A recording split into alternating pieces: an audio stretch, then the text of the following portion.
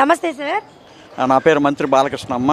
ఈరోజు సుప్రీంకోర్టు న్యాయమూర్తి ఏదైతే వ్యాఖ్య చేశారో, ఏదైతే చట్టసభల్లో నిందితుల్ని శిక్షలు పడిన వాళ్ళని చట్టసభలు పంపిస్తారని అడిగారు. ఎలా పంపిస్తారు?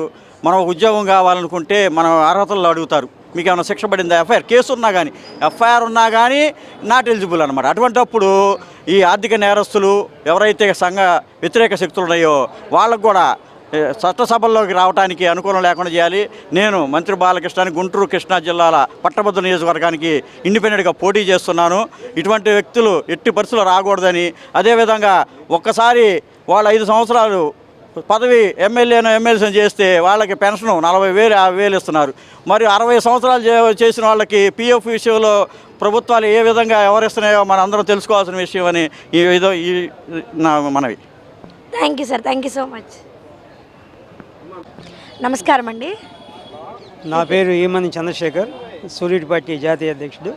ఈరోజు సుప్రీంకోర్టు ఇచ్చినటువంటి జడ్జిమెంటు చాలా ఆనందమైంది. అయితే ప్రజాస్వామ్యంలో కొన్ని హక్కులు ఉంటాయి. ప్రజల కోసం చేయాల్సినటువంటి హక్కులు ఉన్నాయి. అయితే ఎంతోమంది పేద ప్రజలు కోర్టు చుట్టూ తిరుగుతూ ఉన్నారు.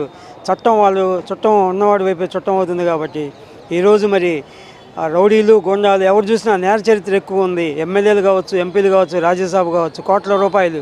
అంటే ఓటు ఎంత ఇంపార్టెంటో, నోటు తీసుకుని ఓటు వేయడం కూడా అది చాలా దుర్మార్గమైంది. కాబట్టి సుప్రీంకోర్టు ఇచ్చినటువంటి జడ్జిమెంట్ని మేము హర్షిస్తూ ఉన్నాం.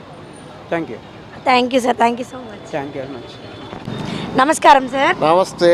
పేరు సార్? నా పేరు బండ్ల కృష్ణ, గుంటూరు బార్ అసోసియేషన్ న్యాయవాదిని. గత 25 సంవత్సరాల ఇక్కడ ప్రాక్టీస్ చేస్తున్నాను. ఈరోజు మంచి సబ్జెక్ట్ అనేది మా ముందుకు వచ్చింది. నేరస్తులు చట్టసభల్లోకి ప్రవేశిస్తే దేశం మొత్తం నేరమయమైపోయి గంజాయి, అసాంఘిక కార్యక్రమాలు, హత్యలు, మానభంగాలు పెరుగుతాయి. వాళ్లే నేరస్తులైనప్పుడు మరి ప్రజలకు సేవ చేయలేరు. కాబట్టి చట్టసభల్లో నేరస్తులకి భారతదేశంలో ఉన్న ఏ రాజకీయ పార్టీ కూడా టిక్కెట్లు ఇవ్వకూడదు. ఒకవేళ రాజకీయ పార్టీలు టిక్కెట్లు ఇచ్చినా ప్రజలు వారిని ఘోరంగా ఓడించి ప్రజాస్వామ్య విలువల్ని, ప్రజాస్వామ్యాన్ని నిలబెట్టుకోవాలని కోరుకుంటూ ముగిస్తున్నాను. Thank you sir.